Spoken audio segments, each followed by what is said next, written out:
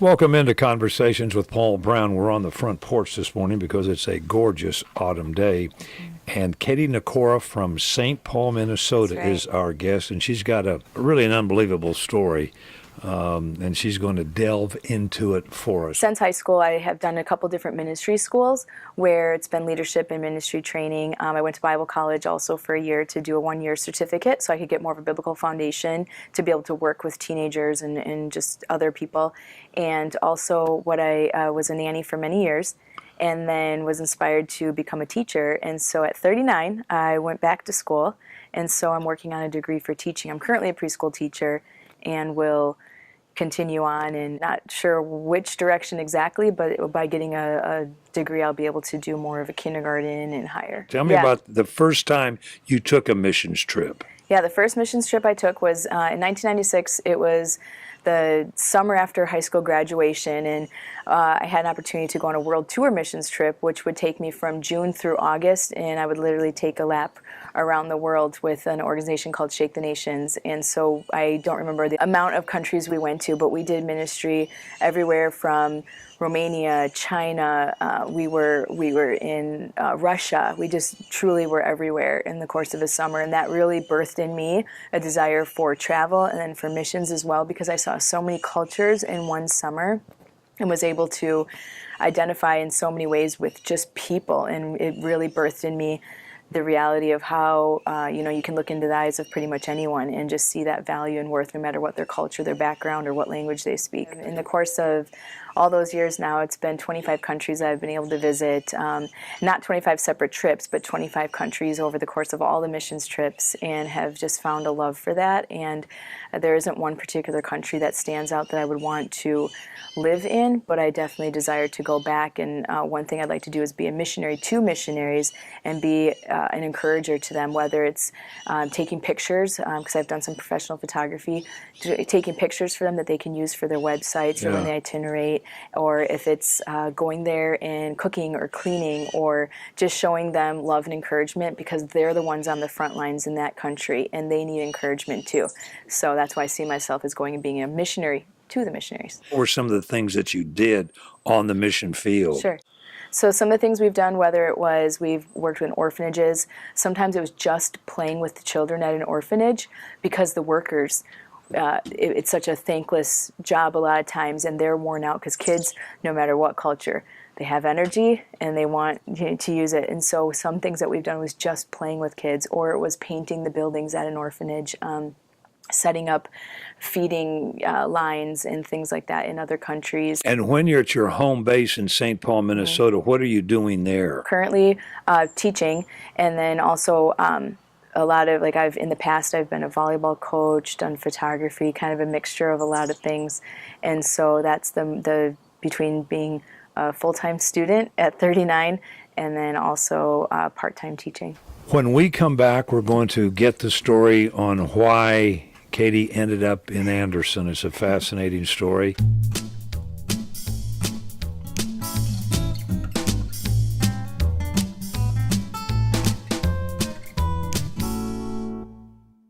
At 39, you go back to school. You want to be a teacher. Mm-hmm. One of your professors has a requirement. Yep.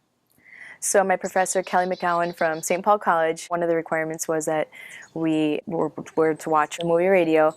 And I got to the end. It was a very, of course, moving movie. And when we got to the end, or when I saw it, that it said, if you ever go down to Hanna High School 26 years later, now this was in 2003, 26 years later, you'll see radio running out on the field. And I thought, I want to see that. I want to actually see this man run out who has been embraced by a community, whose value has been recognized, and decade after decade, his worth has been sustained by each generation of students and teachers and people. Like this is an outstanding story, and I wanted to see it with my own eyes. And so I was already in the process of being able to go out east on a road trip. So I thought, well, why not just stop in South Carolina? It's kind of on the way to Massachusetts, right, from Minnesota. So I headed down. I had Googled and found out the schedule and went down for the homecoming game, drove through the night to be able to make it in time, and got there, and through a series of meeting a few people was able to meet radio and then made another connection with someone who invited me to come up into the stands to meet Coach Jones, who gave us an hour of his time and just shared and talked. When you saw the movie and you were moved, was there doubt in your mind that this really was reality as opposed to Hollywood coming in and making it a story? You always wonder when you watch a story that's based on a true story, what measure has been Hollywoodized or fabricated. So when they showed the video clip, though, of him coming out and he's leading the team out, I think in that moment it secured that reality of this has really happened. Up to that point in the movie, you don't know about how much it's true. Right. And so to see that, but to really visualize that and meet the people that have been embracing him. 3 times over, he invited me to his birthday party at Chick-fil-A, which was 3 weeks later and he kept saying, are you going to come to my party? And I just said, if I can come back, I will. Are you coming to my birthday party? My birthday party's at Chick-fil-A. And you know, all of you who know him and love him can visualize this conversation. And I said, if I can make it, I will come back. And I didn't know if it would work out. I had left from there and went out east. And there were a series of circumstances and some generosity from some people who, when I was out east, just gave me some money towards gas money. I was able to turn around, go back to Minnesota for one day, and then come right back down to South Carolina. From having been here and seeing, you know, what I saw, it actually left more of a curiosity, because here I'm meeting a few people that know him and meeting him personally and talking to Coach Jones for a while. And so as I was going back from Massachusetts to Minnesota and thinking, could I turn right around after one day and go back down to South Carolina? Wondering, of course, I knew he wouldn't remember me from the game because, of course, with his personality, he probably invited 100 people to his birthday party. But what I couldn't get out of my sight was remembering the look in his eyes. And when you make eye contact with someone like radio or anyone and you see that value and worth, he may not remember me, but I'm going to remember him.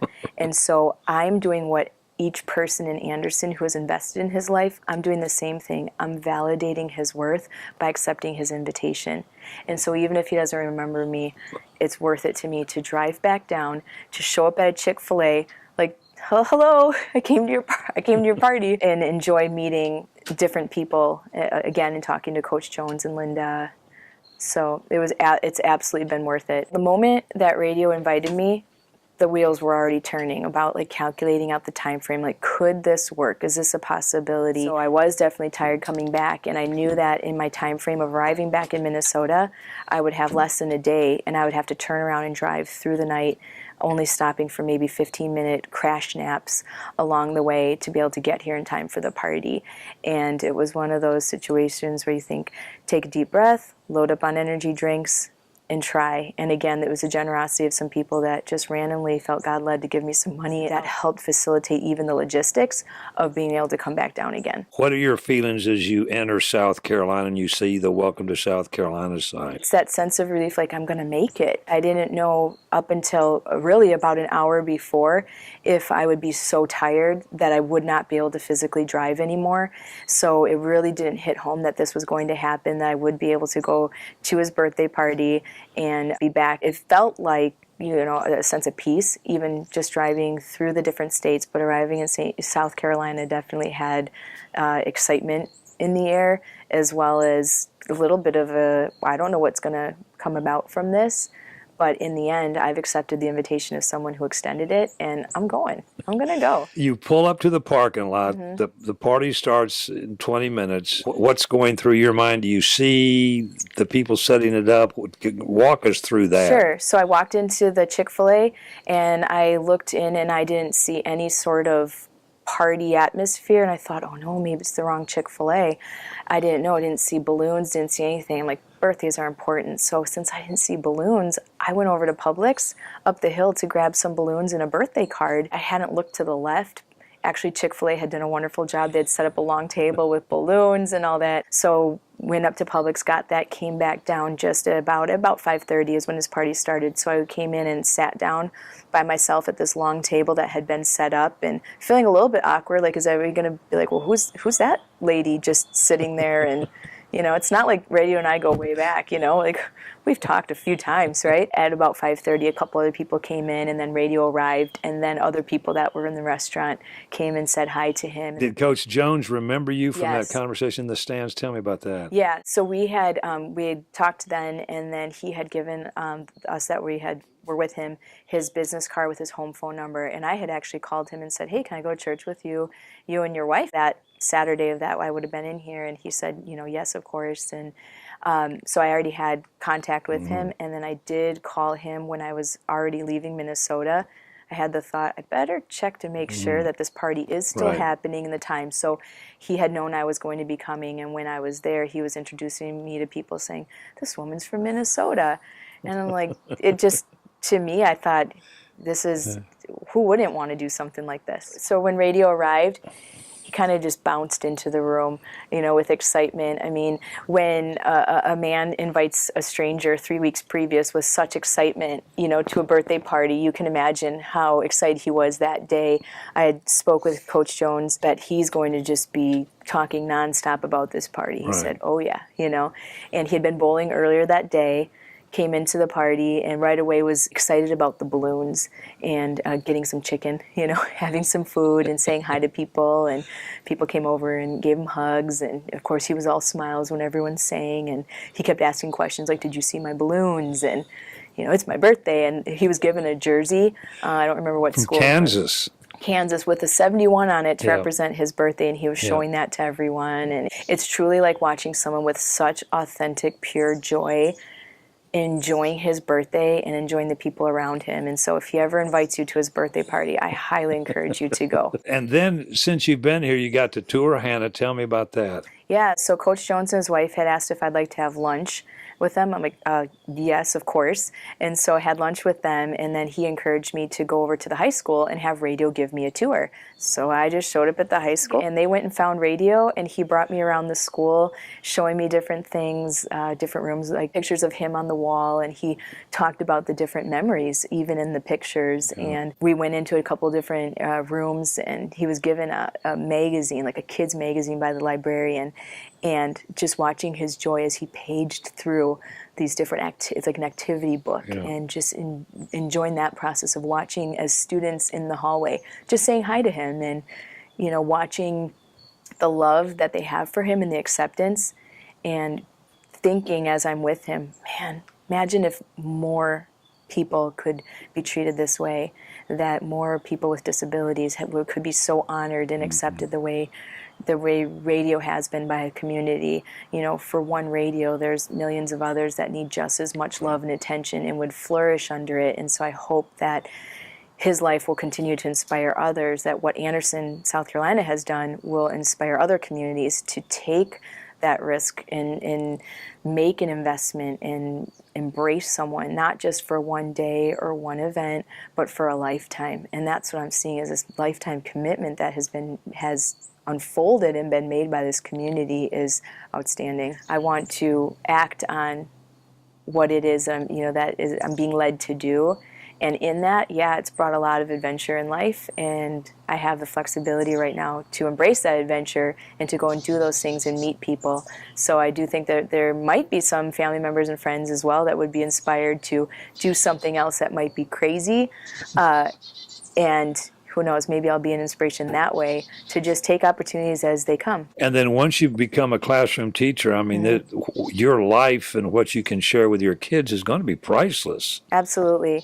One thing I've been learning in the class is about just that power of inclusion and taking children with disabilities, students with disabilities, and remembering first that they're children, first that they're a student, first and foremost that they're still a person, being able to see that each person benefits from it, those that have disabilities and those that don't. And in looking at that and honoring that connection, that's going to be something that forever, for me, I'll bring into a classroom, and seeing how it's worked in a different way, but in a powerful way here in Anderson, what that looks like to take someone and just bring them into what would be considered normal life, and yet he's the one who's enriched everyone's lives more, even probably more so than his own life has been enriched. It's a really amazing story.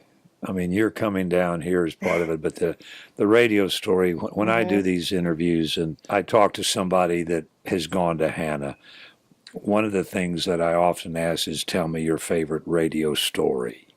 Because there are now, from those earliest classrooms, children I know, and maybe grandchildren soon, that would have been impacted by what the community and T.O. Hanna and the coaches have allowed him to do. We appreciate you making the trip and coming all the way down from Minnesota to be part of a party and then to stick around and find out more about us. I feel like I've been embraced by the community as well as like an outsider coming in. In fact, as I left the school yesterday, there was an officer there in the office, and he just said, if you need anything, you know where to find us. And I thought, that sums up the people of Anderson, South Carolina. If you need anything, you know where to find us.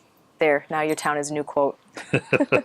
Katie Nicora has been our guest. We want to thank her for sharing her story with us. We want to thank her for making that long trip all the way down from Minnesota to be part of our community, at least for a few days. And we would invite you to be back with us next week, same time, for our next edition of Conversations with Paul Brown. Until then, take care, everybody.